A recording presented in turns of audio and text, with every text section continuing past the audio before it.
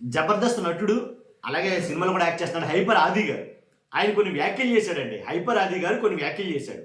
సుగాలి ప్రీతి తల్లి ఎవరైతే ఉన్నారో ఆవిడ జగన్ గారిని కలవడం తప్పట.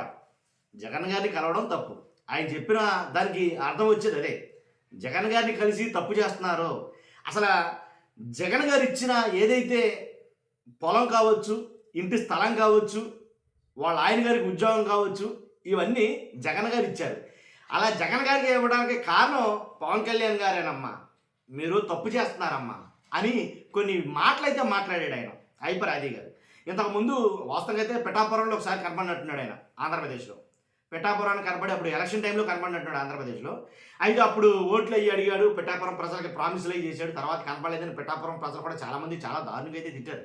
ఎక్కడికి వెళ్ళిపోయారు వీళ్ళంతా, అప్పుడైతే ఏదో తండోపు తండలుగా వచ్చి అడిగారు అనేది. ఆ విషయం పక్కన పెడదాం. ఇప్పుడు ఆయన మాట్లాడిన అంశం గురించి మనం మాట్లాడదాం. దేని గురించి? సుగాలి ప్రీతి తల్లి గురించి కొన్ని వ్యాఖ్యలు చేశాడు ఆయన, కొన్ని మాటలు మాట్లాడాడు. ఆ మాటల గురించి మనం మాట్లాడదాం. మాట్లాడబోయే ముందు రాష్ట్ర ప్రజలందరికీ వాస్తవాలు తెలియాలా, అసలు ఏం జరుగుతుంది అనేది తెలియాలంటే మీ బాధ్యతగా మీరు లైక్ చేయాలి. మీరు లైక్ చేస్తే ఎక్కువ మందికి ఇన్ఫర్మేషన్ షేర్ అవుతుంది. కొత్తగా మన ఛానల్ చూస్తే పక్కాగా సబ్స్క్రైబ్ చేయండి. మీ అమూల్యమైన అభిప్రాయాన్ని కామెంట్ రూపంలో తెలియజేయండి. హైపర్ ఆది గారు ఎందుకు మాట్లాడాలి? అసలు హైపర్ ఆది గారు ఆయన ఎందుకు మాట్లాడాలి? సుగాలి ప్రీతి ఆవిడ తల్లి గురించి అంటే కనుక ఆయనకు బాధ కలిగింది. హైపర్ ఆది గారికి బాధ కలిగింది.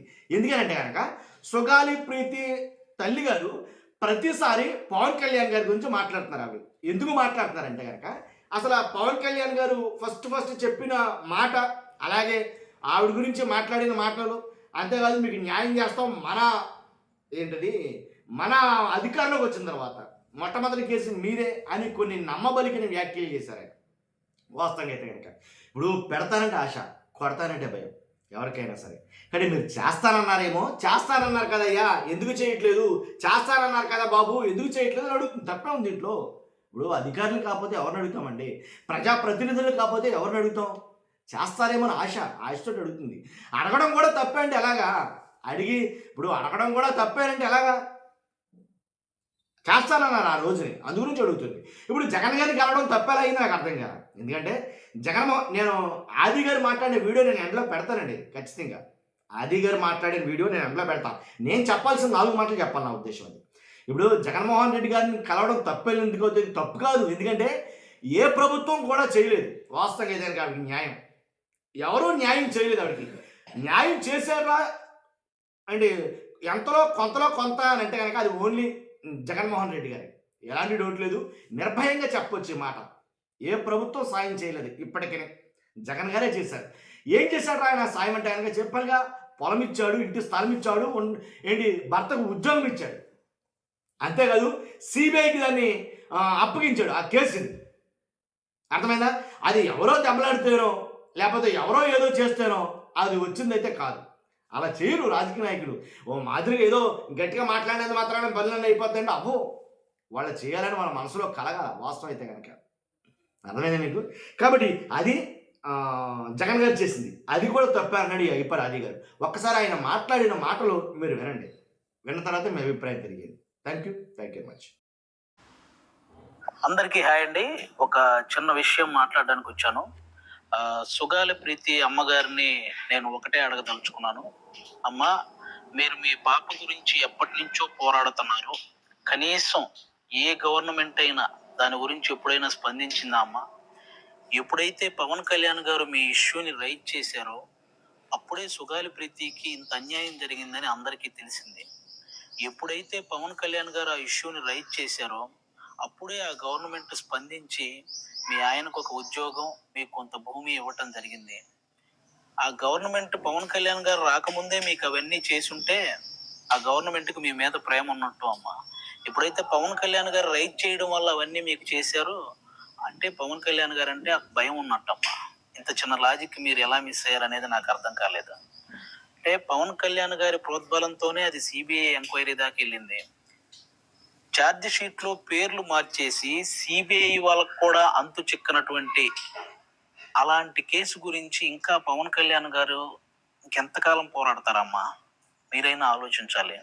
అలాంటి పవన్ కళ్యాణ్ గారిని పట్టుకొని ఓట్ల కోసం ఈ ఇష్యూని వాడుకున్నారు ఆ మాట నీకు ఎలా అనిపించాలనిపించిందమ్మా తల్లి? అసలు ఎవరికి అర్థం కాలేదు. ఓట్ల కోసం పవన్ కళ్యాణ్ గారిని ఇష్యూని వాడుకుంటున్నారా? అరే, తన నెలకి తనకు వస్తున్న జీతంలో ఒక్క రూపాయి కూడా తీసుకోకుండా వస్తున్న ప్రతి రూపాయిని పిఠాపురంలో ఉన్న అనాథ పిల్లలకి పంపిస్తున్నటువంటి పవన్ కళ్యాణ్ గారు ఓట్ల కోసం ఒక ఇష్యూని వాడుకుంటారా? కుల మతాలతో సంబంధం లేకుండా కష్టాల్లో ఉన్న ప్రతి రైతుకి 2 లక్షల రూపాయలు సహాయం చేసుకుంటూ వెళ్ళిన పవన్ కళ్యాణ్ గారు ఓట్ల కోసం ఒక ఇష్యూని వాడుకుంటారా? మీలాగే ఫిజికల్లీ హ్యాండిక్యాప్డ్గా ఉన్న మహిళా క్రికెటర్లందరికీ తన సొంత డబ్బులు ₹1 కోటి సహాయం చేసిన పవన్ కళ్యాణ్ గారు ఓట్ల కోసం ఒక ఇష్యూని వాడుకుంటారా? అరే, ఇంకా ఎన్నని చెప్పాలమ్మా? ఒక ముసలావిడ జస్ట్ జనసేన విజయం కోసం కోరుకుంది అని చెప్పి ఆవిడ ఆఫీస్కి పిలిపించి ఆవిడకి చీర పెట్టి డబ్బులు పెట్టి నీకు ఇంకో కొడుకున్నాడమ్మా అని చెప్పిన పవన్ కళ్యాణ్ గారు ఓట్ల కోసం ఒక ఇష్యూని వాడుకుంటారా? అన్నా, మాకు రోడ్లు కావాలి అని చిన్న పిల్లల దగ్గర నుంచి పేద పిల్లల వరకు ఎక్కడ ఏ మారుమూల ప్రాంతాల్లో ఎవరడిగినా సరే వెంటనే స్పందించి అక్కడ రోడ్లు వేయించిన పవన్ కళ్యాణ్ గారు ఓట్ల కోసం ఒక ఇష్యూని వాడుకుంటారా? తిరగడానికి ఫ్యాను, వెలగడానికి బల్బు ఉండదని తెలియని మన్యం ప్రాంతంలో ఒక బల్బు, అలాగే వాళ్ళ జీవితాల్లో వెలుగునించి వాళ్ళకి నడవడానికి చెప్పులు, తిరగడానికి రోడ్లు వేయించిన పవన్ కళ్యాణ్ గారు ఒక ఇష్యూని ఓట్ల కోసం వాడుకుంటారా? అమ్మా, ఓట్ల కోసం ఇష్యూని వాడుకునే వాళ్ళు సంపాదించుకుంటారు కానీ ఇలా సహాయం చేయరమ్మా. మీరు ఇది ఒక్కటి గుర్తు పెట్టుకోవాలి. ఆ మాట మీరు ఎందుకు అన్నారో తెలియదు. పాలు పోసిన వ్యక్తినే కాటేసే మనస్తత్వం మీకు ఎలా వచ్చిందనేది నాకు ఇప్పటికీ అర్థం కావట్లేదు. ఒక్కసారి దయించి మీరు పవన్ కళ్యాణ్ గారు కాకుండా ఈ ఇష్యూని మీరు కోరుకున్న విధంగా ఎవరైనా నిజంగా న్యాయం చేయగలిగితే నా జీవితంలో జనసేన గురించి మాట్లాడినమ్మా.